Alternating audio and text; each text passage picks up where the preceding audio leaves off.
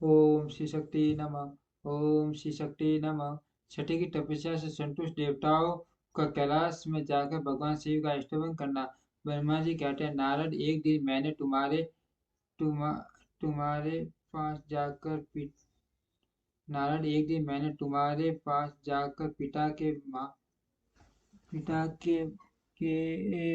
पान खड़ी हुई छठी को छठी को देखा। वह तीनों तीनों 4 फुटा सुंदरी थी। उसके पिता ने मुझे नमस्कार करके तुम्हारा भी सत्कार किया।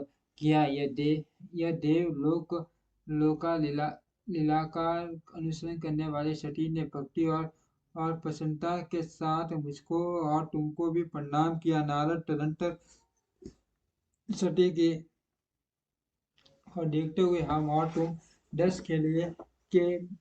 के दिए हुए शुभ आसन पर बैठ गए। तत्पश्चात मैंने उस वियनशिला बालिका से कहा, सती, जो केवल केवल तुम्हें ही चाहते हैं और तुम्हारे मन में भी एकमात्र जिनकी ही कामना है, उन्हीं सर्व जगदीश्वर महादेव जी को तुम पति रूप में प्राप्त करो। सुबह जो तुम्हारे सिवा दूसरी किसी स्त्री को पत्नी रूप में न तो ग्रहण कर सके और सके न करते हैं और न भविष्य में ही ग्रहण करेंगे। वे ही भगवान शिव तुम्हारे पति हैं, वे तुम्हारे ही योग्य हैं, दूसरे के नहीं।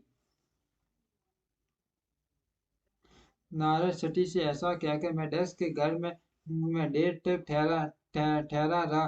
फिर उनसे विदा ले मैं और तुम दोनों अपने अपने स्थान को चले आए। मेरी बात को सुनकर दस को बड़ी प्रसन्नता हुई। उनकी सारी मानसिक चिंता दूर हो गई और उन्होंने अपनी पुत्री को परमेश्वरी समझकर गोद में उठा लिया। इस प्रकार कुमारों से सुंदर लीला बिहारों से सुशोभित होती हुई ये भक्तवत्सला सती, जो सविता से मान स्वरूप धारण करके प्रकट हुई थी, कौमारावस्था पार कर गई।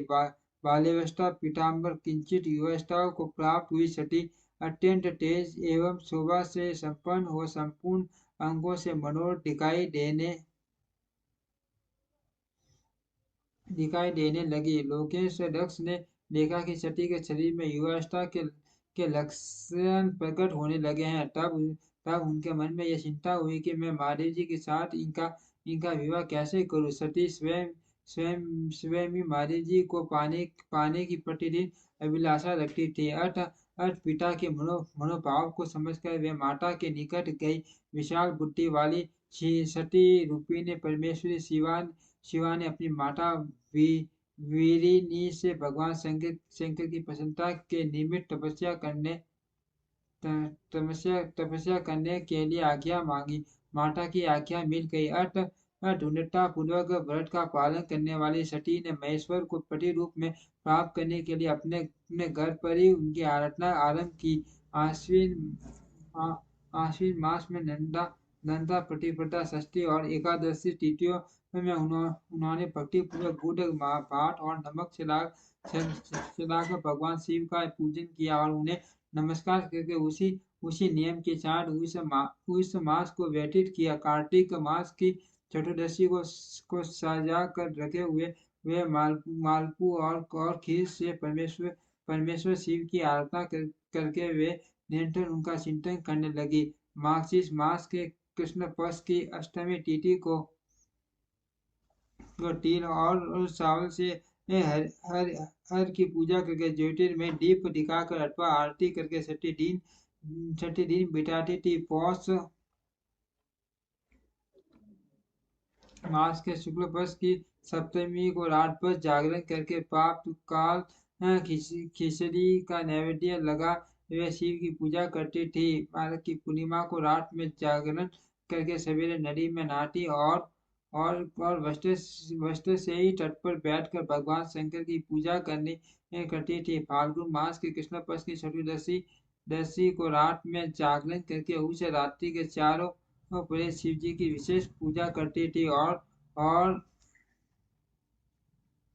और नटो द्वारा भी करती थी। ज्येष्ठा मास के शुक्ल पक्ष की चतुर के वे दिन रात शिव का स्मरण करते हुए समय बिताती। ताग के फूलों तथा दव दसों से भगवान शिव की पूजा करती थी। वैशाख शुक्ल रोटियों को सटी तिलक तिलक का आहार करके रहती थी। नए नए चौके पाठ से रुद्रदेव की पूजा करके उस महीने को थी ज्येष्ठ पूर्णिमा को रात में सुंदर वस्त्रों का तथा फूलों से शंकर जी की पूजा करके वे निहार रहकर ही वह व्यतीत करते थे।